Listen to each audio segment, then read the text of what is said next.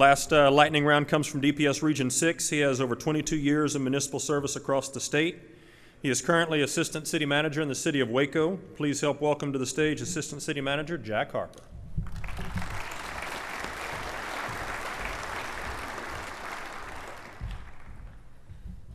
Good morning, everyone. I hope you're all doing very well today, and it's certainly great to be with each and every one of you.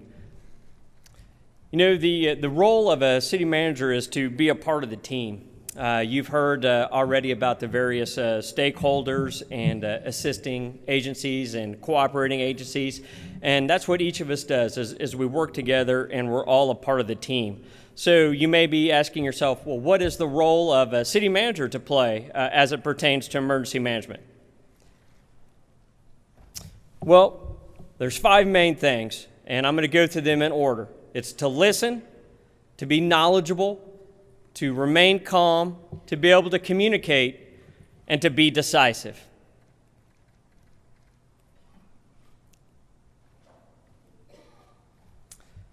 So as it pertains to listening, the city manager needs to be able to clearly and effectively listen to his or her emergency management coordinator or public safety official. And this is very important, this last sentence right here. This means not just hearing, but being an active listener. And sometimes with a city manager, you may have to remind us, hey, you need to be quiet. Your job right now, I need you to listen. I need you to know what I need. So as city managers, again, sometimes we like to say what to do, but this is a case where we need to listen and we make sure that we hear what you're saying. It's also incumbent upon us to be knowledgeable. If you are the city manager and all you know is you've got some big folder, and you've heard something about annex, but you think it's annexation, that's probably the wrong thing. You need to know what that folder is. You need to clearly understand your emergency management plan, and you need to know things such as hazards, mitigation, response, recovery. What does that mean? What does that mean for your organization? What does that mean for your jurisdiction? Do you do regular plans? And as the city manager, are you a part of those plans, or do you always just delegate that down? Another thing that's important about is for the city manager is to be able to plan for emergencies, knowing that not all of your key staff are going to be there.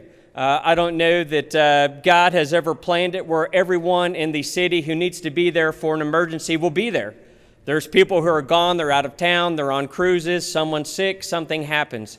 So it's always important for the city manager to understand about emergencies and to know how to be, one of my favorite words, semper gumby, always flexible in times of need, especially if some of your key folks aren't there.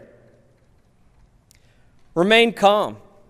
The city council and the citizens, they're looking for the city manager who, for many cities, especially those over populations of 5,000, they're looking for the city manager and the emergency management coordinator or public information officer to be able to clearly convey and articulate what's happened.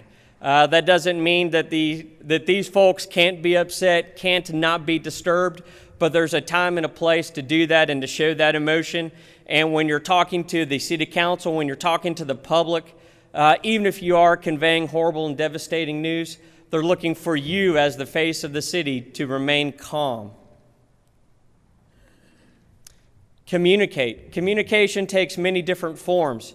So the role of the city manager and working in this area is to be able to ensure that quickly the city puts out the who, what, where, when, how, and why of the incident. And especially for all forms of media. And nowadays, the primary focus is social media. 10, 15 years ago, the internet was just kicking off, and that was the new thing. But now with Twitter and Instagram and Snapchat and Facebook, many times the public may know more of the details than even us in the city or first responders.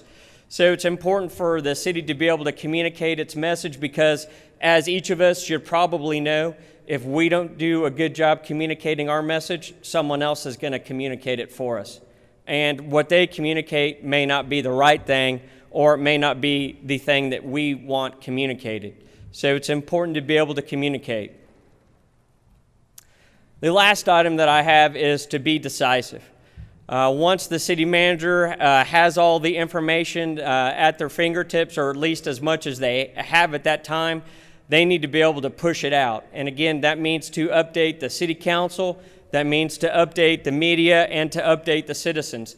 No one wants to be kept waiting, and the city has to be able to show that they understand what's happened or that they understand that something has happened and that they're working through it. The city needs to be decisive in its response. It can't afford to be wishy-washy. It can't afford to not know what's going on. And the way to do that, ladies and gentlemen, is to work together, to work collectively, work with our emergency management coordinator and all of our other first responder personnel and stakeholders. So with that, ladies and gentlemen, I thank you very much for your time. I wish each and every one of you a great conference, and most importantly, thanks to each and every one of you for what you do. Thank you.